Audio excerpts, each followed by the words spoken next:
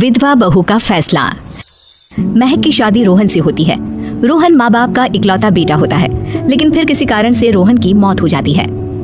बेटा महक, तेरे आगे इतनी बड़ी जिंदगी है, फिर बच्चों की भी जिम्मेदारी। तू कोई काम कर ले। मैं तो कहती हूँ रोहन के ऑफिस में ही बात कर ले, शायद तेरे लिए कोई काम निकल आए। हाँ माँ जी, मैं भी यही सोच रही थी, लेकिन कैसे बात करूँ, किससे बात करूँ, कुछ समझ में नहीं आ रहा।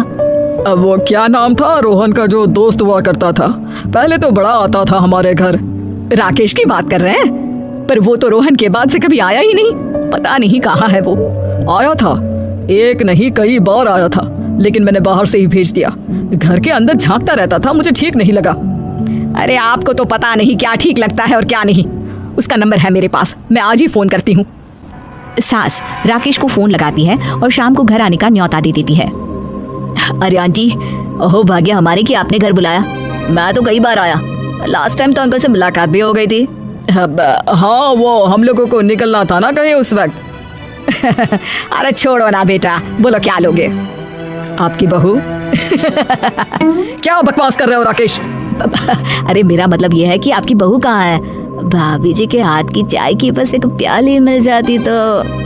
महक चाय लेकर आती है, लेकिन वो जैसे ही राकेश की ओर देखती है, उसे राकेश पसंद नहीं आता। वो अंदर जाने को होती है कि अरे भाभी जी कहाँ जा रही हैं? बैठिए तो सबके साथ। जी नहीं, बच्चों को खाना खिला रही हूँ, आप माँ जी से बात करें ना। अंदर जाने के बाद सास कहती है, अरे बेटा राकेश, वो क्या है ना, वैसे तो तेरे अंकल जी की पेंशन आती है, साथ ही ऊपर 2 मंजिल मकान से किराया भी, तो हम लोगों का तो अच्छा चल जाता है। लेकिन महक, उनकी चिंता आप न करें आंटी, आदेश दें बस आप तो। देखो भाग्यवान, रहने दो, कोई बात नहीं, मैनेज हो जाएगा। अरे क्या मैनेज हो जाएगा अंकल, हमें भी बता दें। आप चुप रहिए जी। अब वो क्या है ना राकेश, तुझे तो पता है कि रोहन के 2 बच्चे हैं, उनकी पढ़ाई लिखाई का खर्चा बहुत है।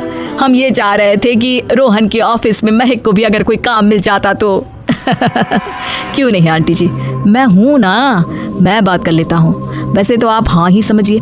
महक भाभी को बोल देना कि कल तैयार रहें मेरे साथ ऑफिस चलने के लिए, मैं मालिकों से मिलवा दूंगा उन्हें।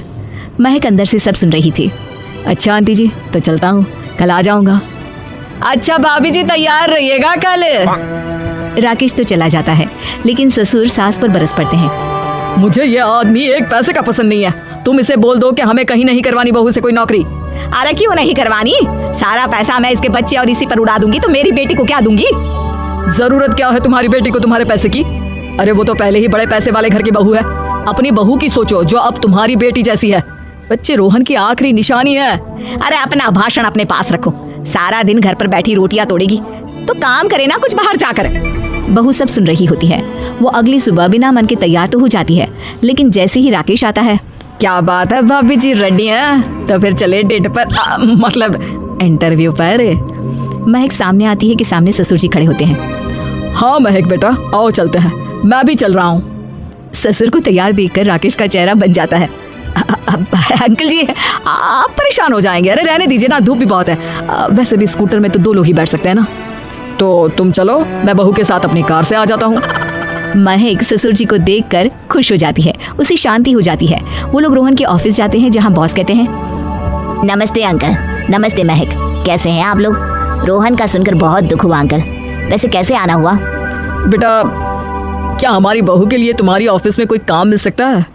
हमने राकेश से इसी सिलसिले में तुमसे बात करने को कहा था, उसी के कहने पर हम दोनों तुमसे मिलने आए हैं।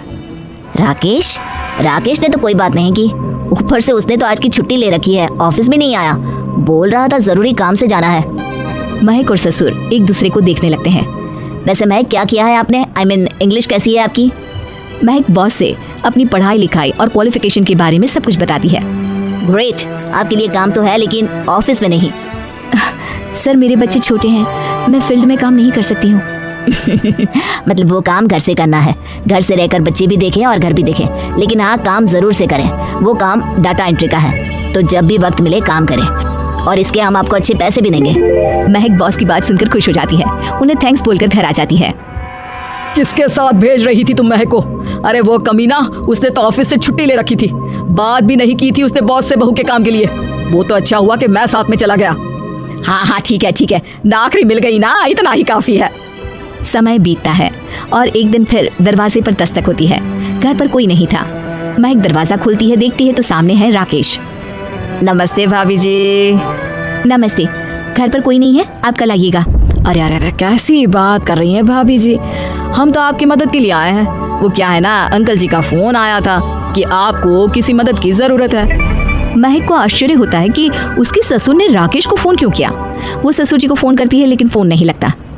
नहीं, हम लोगों को किसी भी चीज की जरूरत नहीं है, आप जा सकते हैं। अच्छा, एक कप चाय तो पिला दीजिए। महक चाय लेकर आती है। चाय पीने के बाद, रोहन मेरा बहुत अच्छा दोस्त था। उसने मुझसे कहा था कि वो रहे ना रहे, उसके घर वालों का, खास करके आपका ख्याल मुझे ही रखना है। तो मैं कल फिर आऊंगा भाभी जी।